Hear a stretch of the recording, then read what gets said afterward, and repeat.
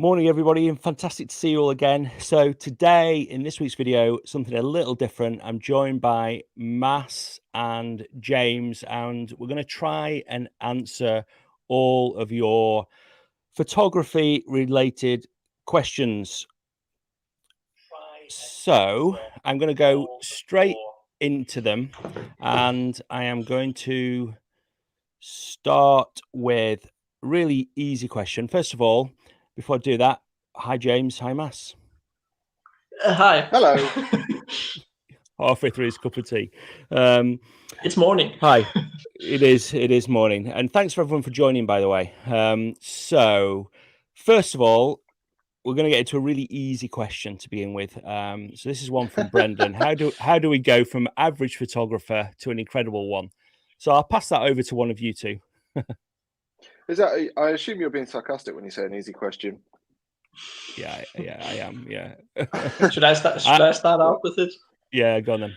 Yeah. Okay. So I think it's a question about how we define what an incredible photographer is. I remember when I started out and I saw all these epic photos from Norway and Iceland and Patagonia and so forth on 500 pixels. I was like, whoa, they're such incredible photographers, and they're really good. But over the years, I would say that if you go to epic places, you go to incredible spots, then the landscape kind of does the job for you for the most part. You have to wait for sunset or sunrise, and then you throw some epic light in there and get your composition right. So it's a question about like juggling your camera settings, knowing your composition, and then be in an epic location. And then later you can maybe go back home to a local environment and use the same techniques and actually do something original. Yeah, I think that's an interesting one, actually. Yeah, I think for me it's a case of having kind of like a North Star. As Matt said, you kind of trying to define what is an incredible photographer is really difficult, because if you get to a certain level, there will be people that really enjoy your work and there'll be people that don't. And so really your only barometer for what's good is what you think. And having a body of work that other people have put together to kind of aim at and to try and get closer to, I think is a pretty good way of trying to get photos that you like, which ultimately is the only thing that matters, I would say. Yeah, I think that's right, isn't it? I think if you start looking at other photos on the internet, then you'll soon get disheartened, because I feel like as well, if I look at other people's photos, then they're unfamiliar photos, so they've got that wow factor for the first time you see them. But when you look at your own photos, they're familiar to you. You've spent a lot of time with them, so I think you're quite critical of your own photos. So I don't think you're comparing apples with apples when you're comparing your own photos with other people's. So you've got to be a little bit careful about that. And I think when it comes down to it, for me, you've just got to enjoy it. You know, everyone wants to get better, that's right, but you'll only get better when you start to do the things that you enjoy and that you find the most interesting. And if you try and copy other people, then that's maybe not the best way to do it. But obviously when you're first starting out, copying is not a bad thing to do, but eventually you want to get away from that. Yeah, okay. well, and one fast thing to that is it's also important to keep your goal in mind. If you're a commercial photographer and you photograph for a magazine, then obviously you have to fulfill their goal. If you're just photographing for yourself, then obviously it comes in much more subjective, like what do you want? And that's it. Okay. Right, I've got another question here from our Bellis Photo, which is how to choose a location that isn't a popular choice. So who wants to answer that? For me, that's one of my favorite things to do, to be honest. And it's really difficult sometimes, but I think delving into, for all that's bad about social media, kind of delving into Instagram pages of particular areas, or just going into old Flickr albums, whatever it might be, and trying to then work out where this obscure place is that there's one photo from that you think looks quite interesting, is definitely one of my favorite things to do. And it's an awful lot more rewarding than turning up at the spot you've seen thousands of photos from. Yeah. In terms of how to do it, though, sorry, go on. Go on. How would you do that then? I mean, how would you actually go about finding that unpopular I use location? a combination of things. For the most part, they're OS maps, I would say. So, for instance, I live near Snowdonia, and if I go onto one of the many Snowdonia-related pages or accounts on Instagram, I might find a location that I've never seen before. Yeah. And I will first try and see if I can see any other photos that look like they're taken there, but I'll also use OS maps. So behind me, I've got like a 7-foot OS map of the area, and I'll try and work out whereabouts, based on the features that I can see in that photo, whereabouts that could be. And then I'll turn it into an on-foot scouting mission, basically. It's a lot of trial and error, I find. Yeah, that's a good idea. I hadn't yeah, I hadn't thought about that. I don't tend to look for photos that I haven't seen before, more just use maps really. So Google Maps are something that I look for quite a lot. So even in the Lake District, where you'd think is photographed so much, there's always a little bit of on a mountain that somebody's just not gone off the path a little bit, or you know, followed a different path that's not as popular. And there's always places to find those locations. I think it gets more difficult if you're doing big vista stuff, but for more intimate stuff, or you know, just closer in detail stuff, there's always stuff. Yeah, I'm pretty lucky because I enjoy including man-made stuff in a lot of my photos. Typically, a lot of the time, that stuff is located quite close to roads. Yeah, which means that street view is just the best thing in the world. So I can go up and down on roads and kind of look. Oh, there's a cottage over there. There's all on street view without having to go out into the rain myself, which I quite enjoy. Yeah, that's good idea. Okay, I'll go into. Have you got anything to ask for that, Mass? I've got another good question coming up. So, come to Denmark. It's like nobody's been there. It's really not a popular location to photograph. Why didn't we start with you? That would have saved a lot of time. Yeah, exactly. Yeah, you single-handedly changed tourism in Denmark. Okay, so yeah.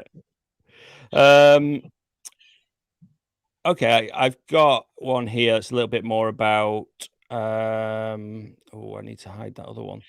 So there's a question here about high-resolution sensors, and things are higher and higher. We're told gear's not important. Somebody was considering a medium format digital camera of 50 megapixel plus.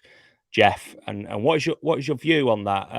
So I'll start with this one. I think we as professional photographers do tend to push that out more, that you know, we are always getting the latest cameras. You know, James, you've moved to full frame now, you've got a 60 megapixel camera.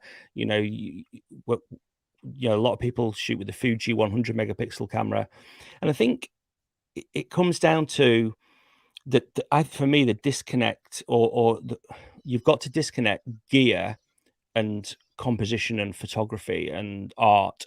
And for me, there's two things. There's one, the excitement of shooting with the latest gear, and the other thing of getting the best photo possible. And usually a higher megapixel camera isn't going to enable me to get a better quality image, but it might inspire me to do it. It might get my interest up.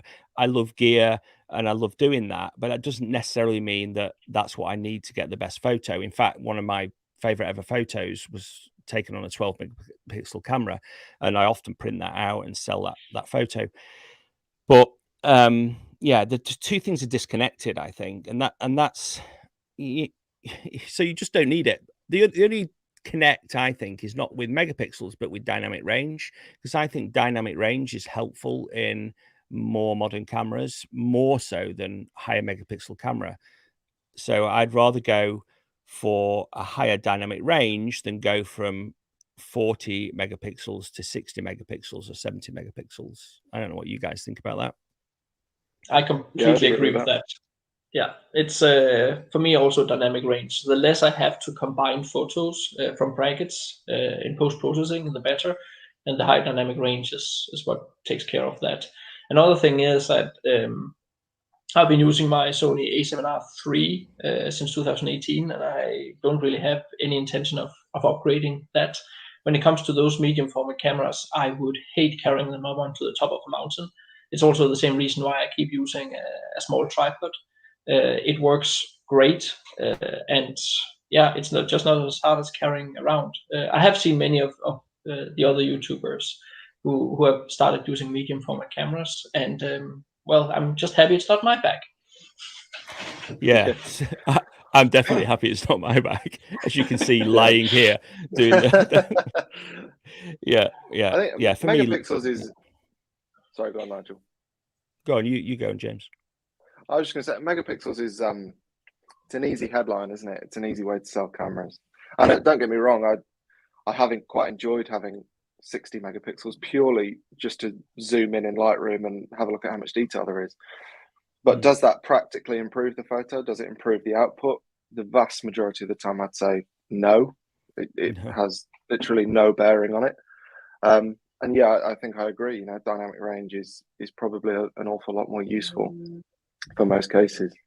To be honest, I'd say if I was shopping from scratch for a camera, doing the kind of stuff that we do, I'd say weather sealing would be the top thing on my list, because so often the photos that I've been most proud of are in heinous conditions, and you don't want to be concerned about this big investment that you've made and protecting it. You want to be not scared about shooting in the rain or kind of the snow or whatever it might be. So that would be top of my list. And in conditions like that, where you've got kind of haze and mist and atmosphere, having more detail is often just completely irrelevant. Like, it doesn't matter. So no. And especially how we're sharing the photos as well, because it's very rare. I did have some photos that were on the Nikon stand at the Open that were printed like 3-4 meters wide, but that's so rare that happens, and even when that happens, people are stood so far away from it that it's irrelevant anyway. You could still print them with 24 megapixel camera, it'd be fine. That's the biggest. People do. I was just going to say, that's the biggest misconception, isn't it, about printing, is that it's about detail, but really it's about viewing distance. Billboards, huge, massive billboards are often printed, or certainly, 10, 20 years ago, they were printed on, 10 megapixel cameras. And it was fine because you were stood at an appropriate viewing distance. If you stood a foot away from a billboard, you'd see the pixel size is like 6 inches. But it makes sense when you stand an appropriate distance away. Yeah. So, and that's the same for all images. If you stand an appropriate distance, then you really don't need huge amounts of detail. Yeah. Okay, I want to go on to a question here, a little bit more, a slightly different tack. So it's more about making a living from not that question. This one here, which is one that Callum asked about. Do you think what you currently do can be sustainable as a long-time career? And then there's another question as well, which is how long it takes before you can make a living from photography. I think these two questions are together. So yeah, first of all, do you think what you can do is sustainable as a long-term career? I think there's two things to that. There's what we do, because a lot of our income is made as YouTubers rather than as photographers, isn't it, really? And then is photography sustainable as a long-term career as well, landscape photography? Don't know if I've already always had, like, it's kind of become a meme that there's a distinction between being a YouTuber and a photographer, because I do photography all the time. I just show it to the world through YouTube. So yeah, it's true. I'm not doing a whole lot of like commercial work. There are people who contact me who want some of my photos in their books and want to license my photos and stuff like that. But it's a very small part of my income. For me, it was just natural to go the teaching route because I'm educated as a teacher. So it's very natural for me to go in that direction. But it's still like if I didn't do landscape photography, then I wouldn't have a YouTube channel about landscape photography. So in that way, like, when you sell prints or you do commercial work, like, you just have to put in that amount of time, and there's only 24 hours in a day, and I spent that day making videos for you guys out there. So yeah, I think what I was trying to say when that is that there's fewer successful YouTubers than there are successful landscape photographers. So I was looking at it saying that I think YouTube is one of the avenues that you can make money from landscape photography. Prints is another avenue. There's lots of different avenues, isn't there? But I don't think, I wouldn't encourage people to go and make a living from YouTube, because there are lots of ways of doing it, like workshops and selling prints and selling books and calendars. One thing that I'd say, though, if anybody wants to do it as a sustainable career, is you've got to know your audience and you've got to build an audience. Whether that's an audience based on a location or based on your skill set that's more location independent, because you might have an audience that's based on a holiday location for people to go and get photos from a shop or from going on that holiday. But the thing that I don't think people think about is they think, oh, I'm a reasonably good photographer now, but they don't think about who their audience is going to be. So the one bit of advice that I'd say is try and map out, if you're going to try and make a career from it, what your audience is going to be and how you're going to build that audience, because that's so important, and the marketing side of it is so important. I have a couple of Danish photography friends, and both of them are very location dependent. One is photographing in the Wadden Sea down in south western Denmark, and it's such a small area relative to what he could shoot, and he's so focused on just that. And he had already made a gallery in one of the towns, and he is earning a living from that. So it's books, it's calendars, it's prints in his gallery, and maybe a little bit of like licensing work, and he's just out making like advertising for himself all the time, but not on YouTube. So do you have anything to add to that, James? Or I think it's the photography space in terms of careers is really interesting at the moment. I think YouTube has been a big part of that, but I think more broadly than YouTube, what has become important is an ability to kind of storytell outside of the image itself. And a lot of that comes down to what you were saying, Nigel, about marketing. But there are so many incredible images now. Probably the best way to make money from images, if you've got good ones, is to kind of take people behind the curtain and show them what it took to make the image, a little bit about yourself. And that kind of just brings people in and makes them relate to a photo an awful lot more than if they kind of just see it sight unseen with no context. So I'd say that's a big thing. And then what was the other thing I was going to say? There was one other thing.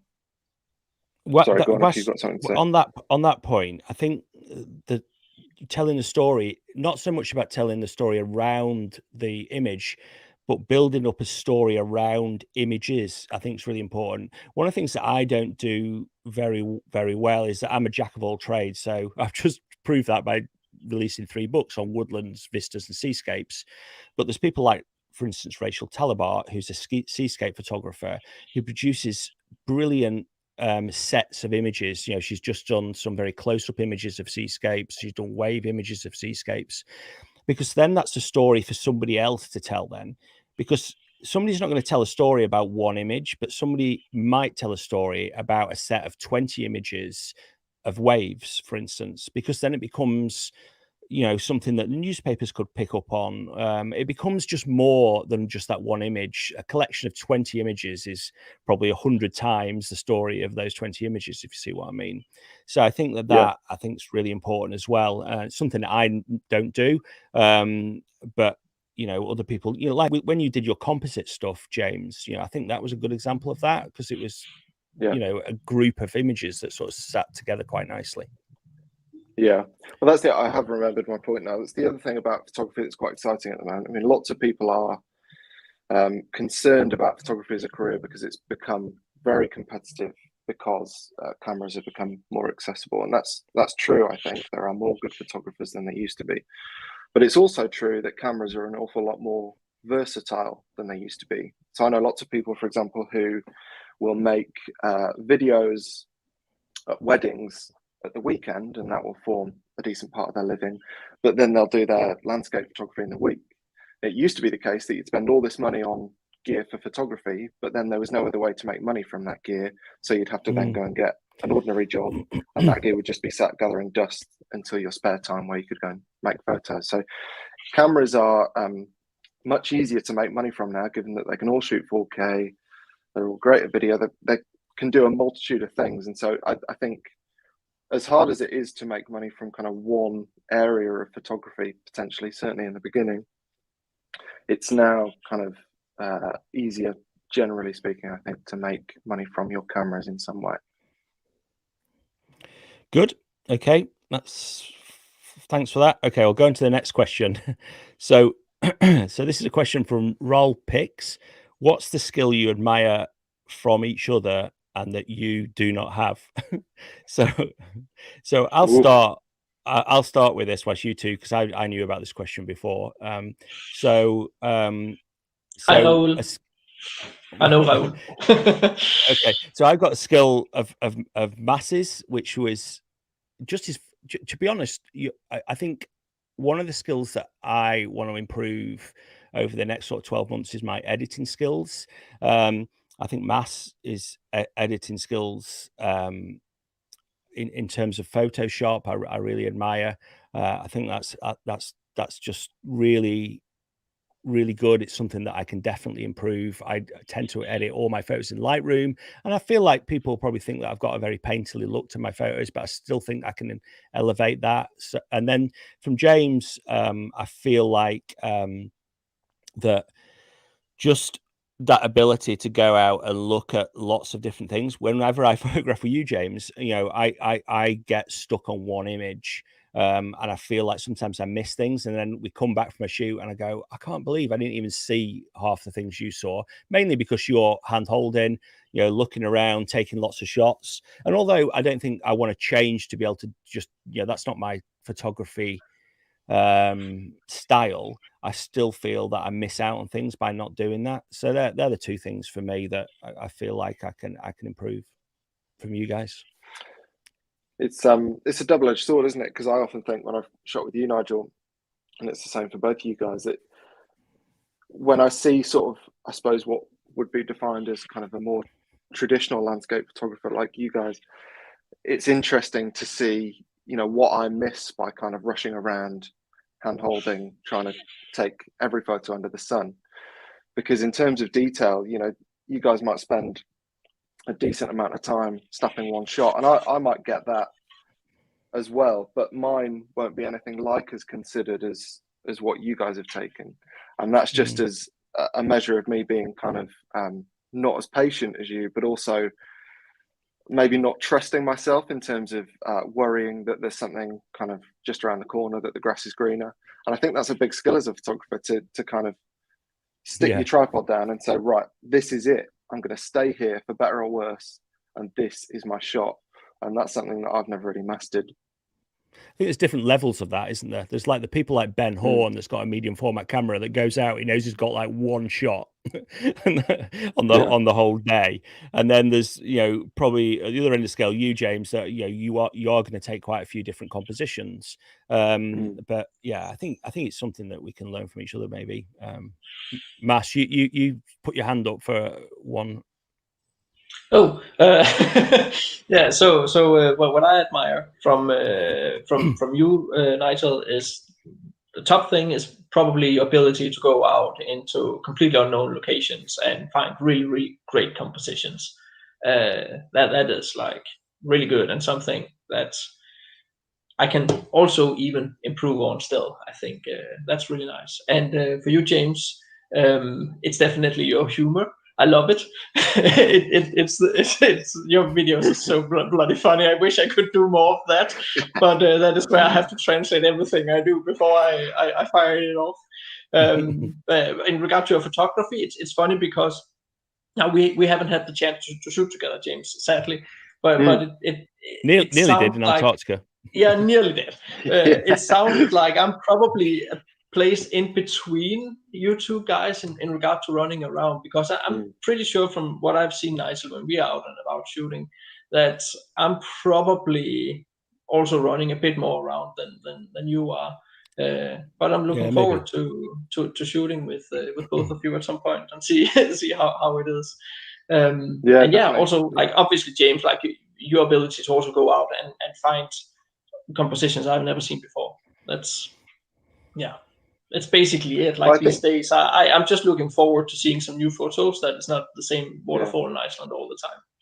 Yeah, well, I think the message there is that it's really useful and interesting to go out and shoot with other photographers, isn't it? That's one of the things I enjoy so much about when we do workshops, is that you kind of see people in clusters and they'll all kind of see different things to each other, and that's just a massive learning experience, and it kind of invigorates you to kind of get out of your own head and try and look at the world the way other people do. It's really interesting. Yeah, a workshop's great for that, isn't it? The fact that you just see all these different people, and no matter how many workshops I go on, I always come back inspired from the people that attend that workshop, because I just think there's just so many, people just, I don't think realize just the skill. You don't realize the skill you've got, do you? And I think people, go on that and see other people's photos, and everyone just does different things and does amazing things. So it's really good. Right, on to another question. And okay, it's an interesting one from me. Is Instagram still worthwhile for an inspiring photographer? Were you waiting for that question to be asked and it wasn't, so you just gave up? Yeah. Is that what happened there? So actually, a few people did sort of ask it, but not quite. So I reworded it. So Instagram's still worthwhile for an aspiring photographer. What do you guys think about that? It's so hard. For me, yeah. Go on, James. I was just going to say, for me, it might be different for you guys, but I've wondered that since I first had an Instagram account. To be honest, I don't know. I mean, if I do make any money from Instagram, or if it does anything really all that useful for me, it's a really small percentage of my income or what I have. So I've always questioned it. I think you guys have probably had a lot more success with Instagram than I have, so you might think differently. But yeah, I've often wondered whether it's worth it. I haven't. I mean, obviously, Matt's got 1 million followers. I've got a few 100,000. But if I ever try and sell anything through Instagram, it's just totally useless. I mean, it just doesn't, from a commercial point of view, it doesn't do anything. But I think for showcasing my photography, I don't think it does a lot either. Certainly, Facebook's better. My website's probably better.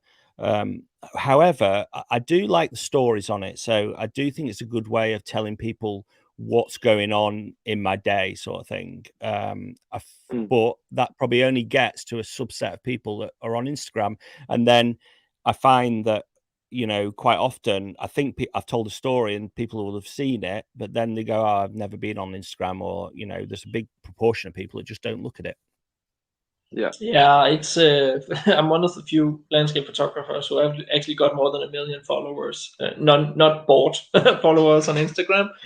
Yeah, they are. What you said. That's what you said. Yeah. But the thing is that it sounds like the dream, but it's just so bloody frustrating because I'm not getting a bigger reach than anyone else, basically, who have more than 100,000 followers.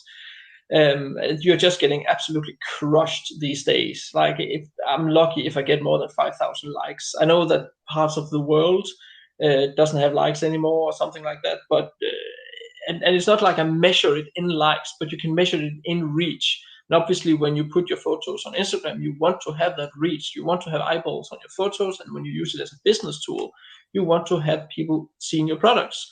And I can't measure if I make any sales through Instagram.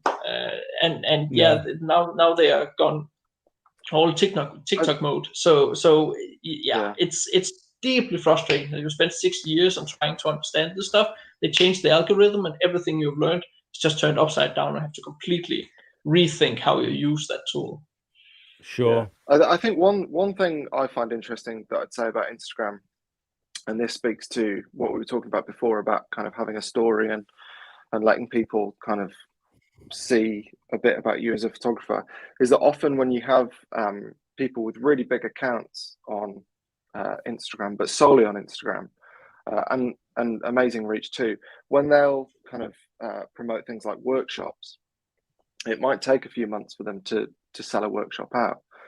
Whereas for us, I feel like it's different, and workshop places tend to go quite quickly. And I feel like that's because people kind of have an understanding of who we are, because we're kind of on YouTube, and you can kind of get a measure of a person much better than you can on somewhere like Instagram, I think. And so from a business perspective, that is why I've never really put a huge amount of effort into Instagram, because I've always thought, well, what's the point? Yeah. I agree with the point about the stories, because it is an alternative to YouTube and actually people seeing the photographer. So I also sometimes do stories if I remember it when I'm in the field, but running around doing all sorts of other stuff, I often forget it. And I like seeing people's stories, because I see stories as just like throwaway things as well. You don't have to think too much about it. It's a way of connecting with people. So I like that. There's another question that I just was looking through the questions here that Eric asked, which was, what is a good photo for Instagram? How do you make a selection of what to post there? I think Mass is best to answer this, but I'd say that you're posting sets of photos is often good for Instagram if you're trying to get more engagement, isn't it, Mass? Yeah, so generally when it comes to both YouTube and Instagram, I'm pretty sure that what that media prefers is that people spend a lot of time on your post and don't just like scroll on. So you need to catch attention. It's all attention. We are in an attention-based economy. I've been so for like 100 years when it comes to selling your stuff, and like newspapers have done it. That's why we see all these big headlines and everything is breaking news these days, because if it's not breaking news, people don't care. So you can kind of, sadly, I guess, if you really want to go hard on Instagram, transfer that to Instagram. So what catches people's attention? What gives that like? What gives that comment? Simple, dramatic photos that people can relate to somehow. It usually does really well. That's what I have found with Instagram. But again, remember, Instagram should not be a measure for what a good photo is. Like if you only shoot for the gram, my estimated guess is that you would burn out relatively fast. But that doesn't mean that you cannot, when you're in the field, if you are running a business like I am, have it in mind that, okay, this photo may work for Instagram while this photo doesn't. So should I post this photo? Should I even bother posting this photo on Instagram? So yeah, it's a question about like figuring out what works. Many of my favorite photos doesn't do really well on Instagram because it's just not for that format.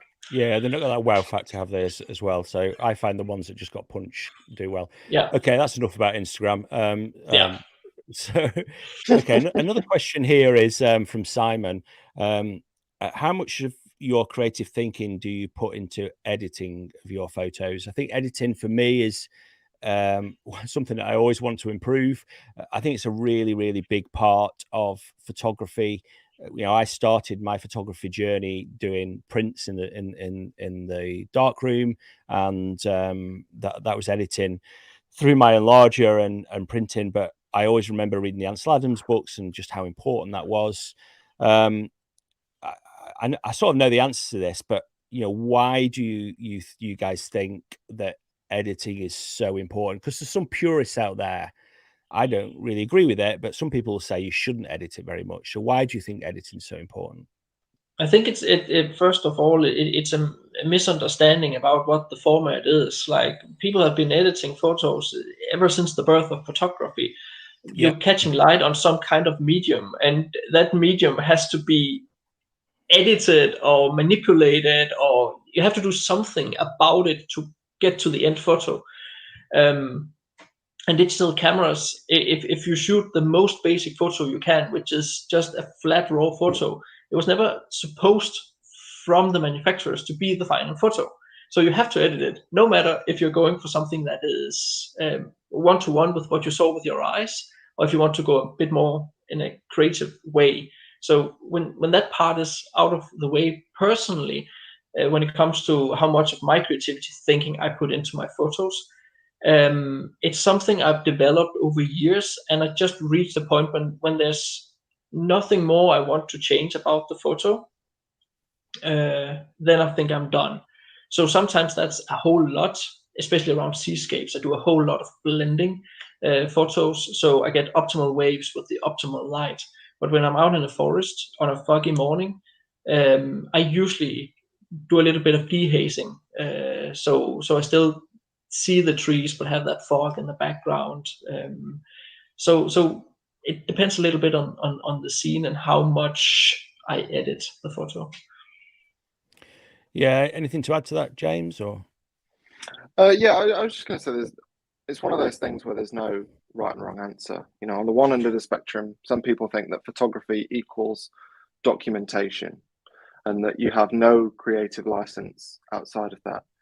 And for other people like me, I kind of just think that, you know, photography doesn't have to be like that. Ultimately, I'm trying to make something that looks engaging and something that you have questions about, something that you want to look at, and whether or not, you know, it actually looked like that in the real world, I could care less about, to be honest. I know lots of people disagree with that, but yeah. So I think editing is a huge part of that, and I'd go further than that and say that for the most part, when you see people who are perhaps less experienced photographers, one of the most pivotal points of learning photography, I think, is when you learn to shoot for an edit.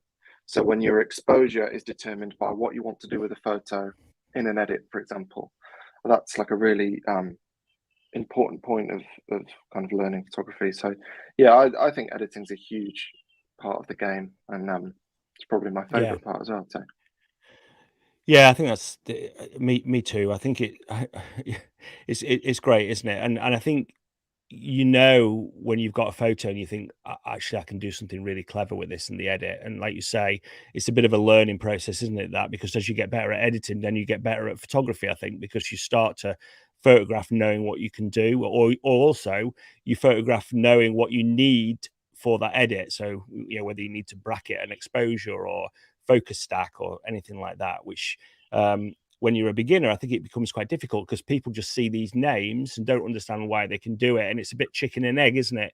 But eventually, what I'd say for anybody out there that is a beginner, as you start to learn more of these techniques, you'll then there'll be aha moments where you go back into the field and you can understand why you're starting to apply them.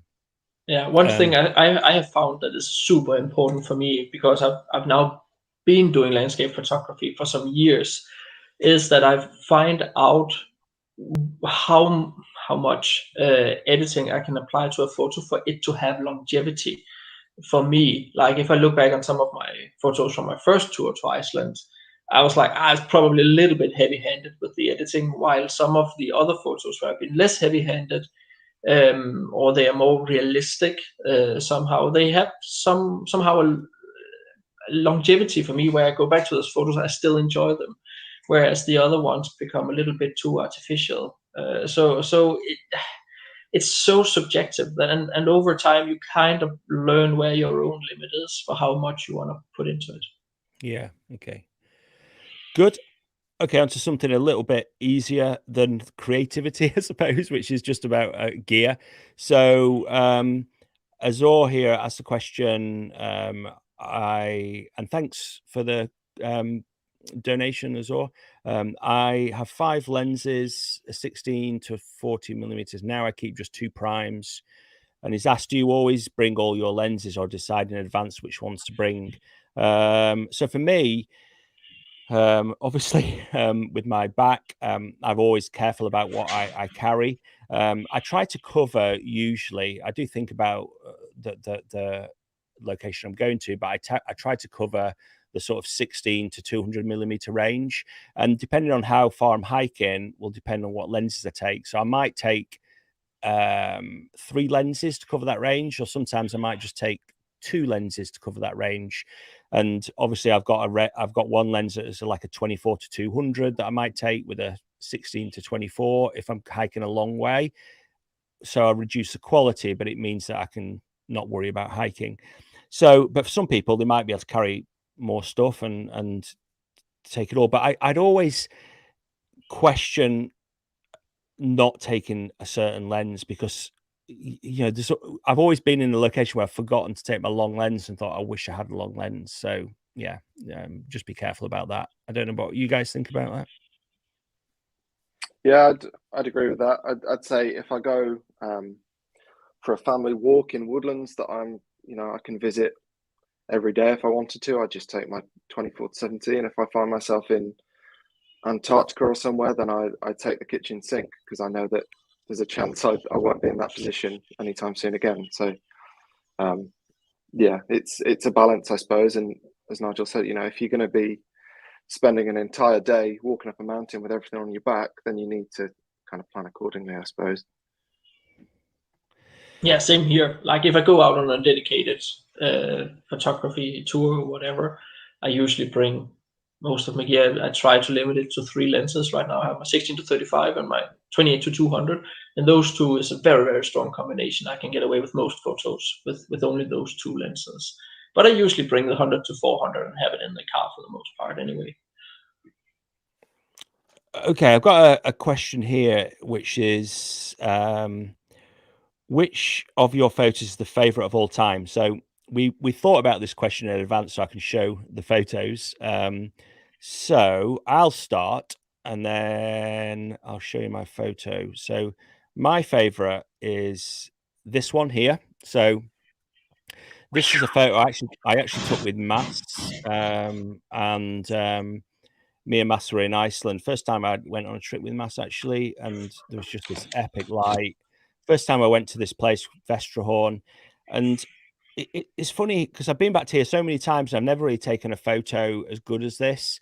And I think that comes down to the conditions were just epic, but it didn't last very long like this. It was fairly dull for quite a long time, and we were almost going to go, and then we just got this amazing light. What I like about it is it just looks otherworldly. I like the just two-tone nature to it. Quite often, a lot of my photos that have less color I prefer, and that's what I like about it. I like the repeating patterns in it, but just the moment as well. It was just like my first time in this location, and it was really special to me. It's if I was in my study, you'd see it behind me. So yeah, that's my favorite of all time. So I'll go nice. into Mass. Yeah, thanks. Yeah. And I don't know where you were when I was taking that photo, Mass. Were you? It was so funny because I'd already given up. Half the mountains were like covered in clouds for the entire day, and then I was just, I'm done with this. I'm just standing there drinking beer next to you, and then suddenly it just started breaking off. I was like, shit, just right back to the car, grabbed my gear and down to the beach. I got a couple of good photos there too. So, yeah, but sadly the beach usually that beach is like really like a mirror, but on that specific day it was just full of pebbles, which was so annoying. So it's not like the best stockness photo I have from that day, sadly. Yeah, no, I've been there like 20 times, so I guess I'm good with stockness photos. Yeah. So I'll go into just its next one. This is Mass's. So do you want to say something about this, Mass? I'll just get rid of the comment because. Yeah. So it's so hard to choose your favorite photos, but I think that this photo here, gun to my head right now, is probably my favorite photo. I got it back in March here in 2022, and I've been through I had a really good autumn with a lot of like really awesome photos, but the winter period was just terrible. And then I went out. I didn't. There was supposed to be a little bit of fog that morning, and then I woke up at like a little bit after sunrise, and I was like, it was just full of fog outside. So I just ran out and just went to this place that I had found first, and ran around this area and making my video. So I didn't really, and I already got a photo from that morning. I was really happy about, but I just went out to like a little jetty or something like that. I stood there and photographed the birds over the lake. And then suddenly the fog just started to lift a little bit over on that other side there. And those 2 trees started coming out. And the sun is really far up in the sky already here. So we are way out of the golden hour.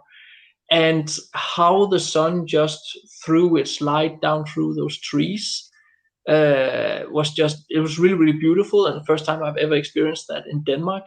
So I tried to get a few birds like in front. There were some paddling around in the lake there in front, And then suddenly there's this little cluster of birds flying in there. I was just like almost panicking, checking my shutter speed and aperture, and could I get everything in there and actually nail the shot? I didn't have it on 2-second timer or something like that.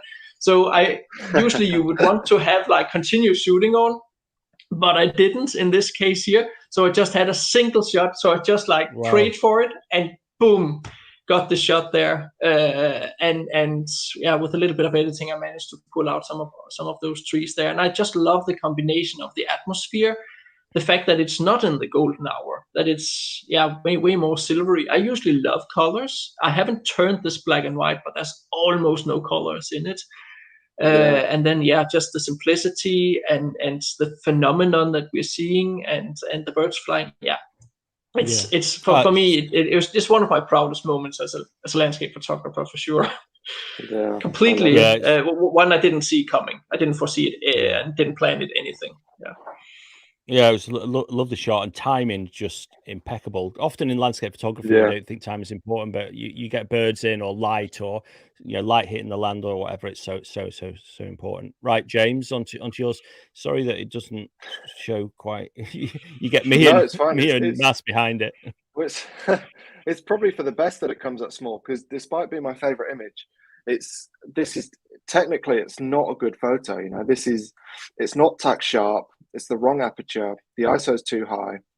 But it's one of those moments, I don't know if you guys are the same, but when you have photos like that, you either wish that you could go back and do it all again and get it right, or, as is the case with this photo for me, you don't even notice that, because whenever I look at this, I'm just so kind of overwhelmed with nostalgia for the moment.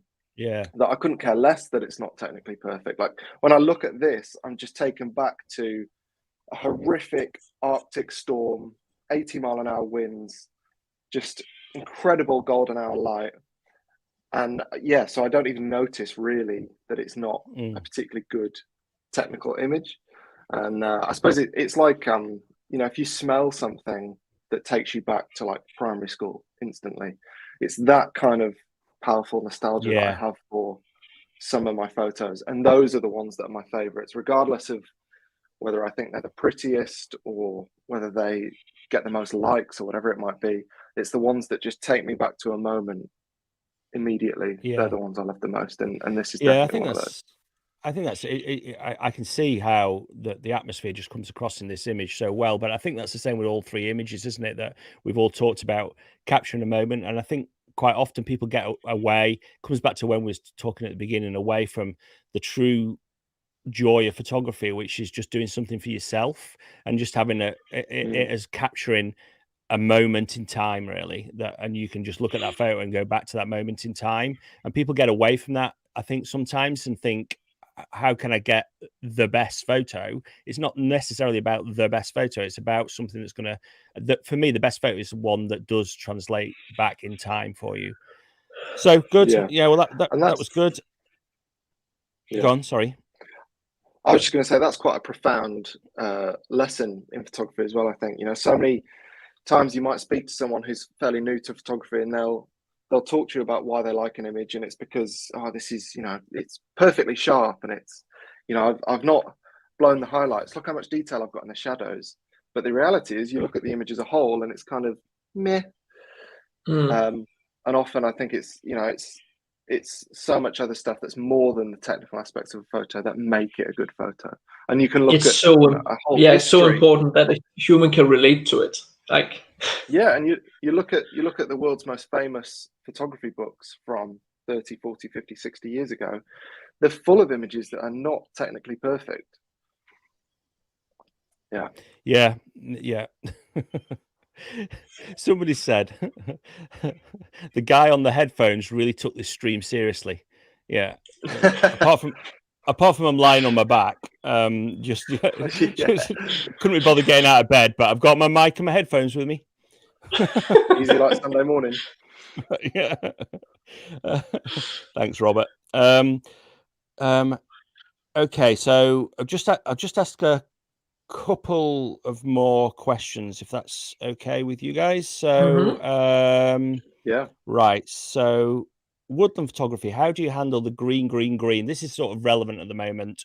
and create a photo with contrast. So Cyan, not very good with names. San, Senne. is that how you pronounce it? It sounds Danish. Senne. Well, there we go then. Got the perfect person to pronounce that. So thanks, Senna. So I'll answer this one to begin with. So I was doing my first woodland photography, although I didn't actually take a photo yesterday. A first time out for 3 months doing photography, and what was really noticeable for me, because I literally haven't been out since April, was just how green everything was. And I was out in a really beautiful woodland, but everything was green. And quite often when everything's green, it's not like the autumn where you get all these myriad of colors that compositions tend to jump out at you. So for me, what you've got to try and do is try and find patterns and textures and shapes. So one good tree to shoot with the green is a silver birch. If you've got any silver birch, then I always find that that silver and the green colors work really well together. And then you've got some contrast, or using leaves that have got a lot of shape, like ferns, tend to be quite good. But or trying to find branches or trees that have defined shapes. Shooting in the fog is often very good, or using the green, and you can change the color of the green by having backlit leaves. So if you have backlit leaves, or if you have wet leaves, then that's going to change the hues of the green. So you're going to get some that are backlit, some that are catching the light, that are wet. So just thinking about different techniques for how you can create shapes and textures to complement those green colors, which are often just blend together and look a bit mushy, I suppose. So that's my thoughts on shooting green. I don't know about you guys. Yeah, shoot atmosphere, backlit vegetation, always, never frontlit. And then especially I find that when it comes to the editing, a trick I usually use is to have my curve tool and just lower the midtones. So you keep the highlights, but the shadows and the midtones you darken down. That really brings out the contrast of many photos while you still keep the highlights. So you can try that. Just a fast editing tip. Or you can just make everything orange with the hue slider. Yeah. Although you joke about that, but actually I think that that tweaking the green hue is often a good way of just making an image just work a little bit better, because how we perceive greens is important. So greens that tend to be more yellow, it tends to have a more of a dead vegetation look to it. Greens that have got a more lush green tend to be more vibrant and make you feel happier. So you can change the mood of a photograph by just changing the hue, which is something to think about. Right, what can we finish on? Actually, just before I just find the last question, just whilst I'm looking for this last question, I would say that the three of us are doing an Antarctic workshop in 2024 again, and there's some tickets available because we've extended it a little bit. So if anybody is interested in that, then I'll put a link in the description below. I'll also be sending an email out, but there's some tickets come available again. So look out for that. It was pretty epic last time, wasn't it? Just try and talk on that whilst I try and find this question. Yeah, Mass, would you like to talk about that? Well, an airport hostel for a week is super epic. I forgot. I honestly forgot. I wasn't being mean then. I honestly forgot. It's okay, Nigel. As long as we can talk about it. So for anybody who doesn't know, we went to Antarctica earlier this year. Well, myself and Nigel went to Antarctica earlier this year. Mass made it as far as Santiago, where he returned a positive COVID test and had to spend a week in an airport hotel, unfortunately. But yeah, the Antarctica trip in 2024, which Mass will be around for, we expect to be just as incredible as this year.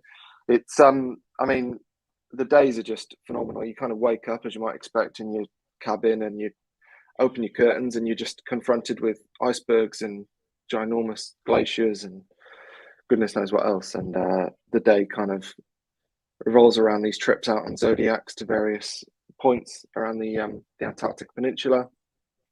We kind of intersperse those trips with talks and discussions about how to improve our photos, fantastic food. What else happens on that trip? Penguins, lots and lots of penguins. Incredible wildlife, actually, much more diverse than just penguins. And possibly my favorite trip of all time. So I'm looking forward to doing it all again, hopefully with some of you guys. It would be awesome for once. Right. Well, I think on that, I've got just a quick question that we can ask each other. I'm just trying to find it. So here we go. Found it. So the question is just a question from Matt. I haven't got it up on screen here. Matt546. Just what is your favorite lens to shoot with? So I know people ask this all the time. I know it's not about gear, but people want to know the answer to these sort of questions all the time. So what's your favorite lens? For me, right now, my most used lens is probably my Tamron 28-200, but I think that my favorite lens that I've been shooting with is probably the Sony 24-105. I just don't use it because Tamron covers that. Yeah, I'd say my favorite lens is probably my most boring and least favorite lens at the same time. It's 24-70, which I find incredibly boring, but it's responsible for the vast majority of photos that I'm proud of. So I never leave home without it. Yeah, I think the boring answer is that, isn't it? And that's probably what I'd say, the 24-70. But I think it's closely followed by the 70-200, just because I feel like that's the lens that's the easiest to get good photos with. So I think if you're struggling as a beginner, shooting with a longer lens, it will help your photography, because just be able to pick out detail and not worry about what to exclude is really good in photography, because the wider you go, the more difficult landscape photography gets. You see all these wide angle shots that people get with amazing foregrounds. They're the hardest to get because there's more to think about in the photo. So shooting with a longer lens is good. And so quite early on, I shot a lot of my favorite photos with my 70-200, and I absolutely loved it. Anyway, we'll call it. Wasn't there a question about our most first photo we were most proud of? Oh yeah, sorry, yeah, there was. Yes, I forgot it's about important. that. That's a really good one. Yeah, it is important. Right, so somebody had asked. Here we go. Do you remember the first photo you were truly proud of? This is from John, and I'll go with mine first. So there was a black and white one that I couldn't find. So that was one of somewhere in the Lake District, but this is my other one. So this was when I started in digital photography. So this was taken in about 2004 and taken with a 70-200 lens, actually about 200 millimeters, probably about 180 millimeters. And it just proved to me that you can take epic looking shots in your back garden. This was taken in Cheshire, near where I live. It's quite a flat area. And it looks like it was probably taken in Japan or something like that. It was an amazing morning. Well, yeah. And yeah, I was just going to say, Nigel, do you remember earlier this year when we were talking about I think it was on route to Antarctica, and we were saying, is this our 7th continent for each of us? And I was convinced that you had been to Africa, Kenya, because I just thought that this shot was somewhere on a safari. But yeah, it turns out it was in your back garden. No, it literally, well, it isn't my back garden, but in my back garden, as in it was like 10 miles away from where I live. I drove past this tree all the time, and it just proves that conditions change and you can take epic shots. So that's my first one that I thought, wow, photography is pretty amazing. I never thought I'd be able to get this shot here. And I'll go on to, so James, this was the one that you sent. Tell me about this. So this. I don't remember seeing this in London. No, I don't know if you'd actually class this as a photo, but this is back from my compositing days. So my my start in photography really was doing stuff like this. I was getting frustrated living in London that I was at the start of my kind of photography journey. I couldn't really work out how to create unique photos.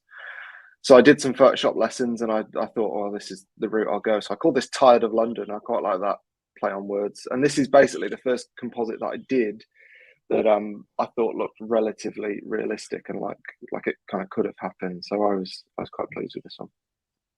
Yeah, and I would say if anybody hasn't seen James's composites, I think if you just type into Google, they're all on your page on your website still, aren't they? They're really epic. They are really, really cool and very funny as well. So go and take a look at them. Okay, so this is Mass's. So tell us about this, Mass. Yeah, well, the question was the first photo I was really proud of. So this is about 10 years old, taken at night, and it was basically like the first time I made a long exposure of clouds. And I was like, whoa, this new photography stuff, it's the best thing ever. Like the composition is, well, you can argue there's a leading line and there's a movement into the background. But the moon out there takes up too much attention and all those stuff. No reason to go through the composition of this one. But yeah, this was the first one I was really, truly proud of. And that was because, like, you know, I felt I'd learned a new skill that, like, brought me into, oh, this is how the professionals do. Yeah, I think that's, we've all been there, haven't we? Where you do something, you take the first waterfall with a long exposure, or you do the first ICM where you move your camera, or do some astrophotography or whatever, and it's really, really exciting, isn't it? So that's really cool.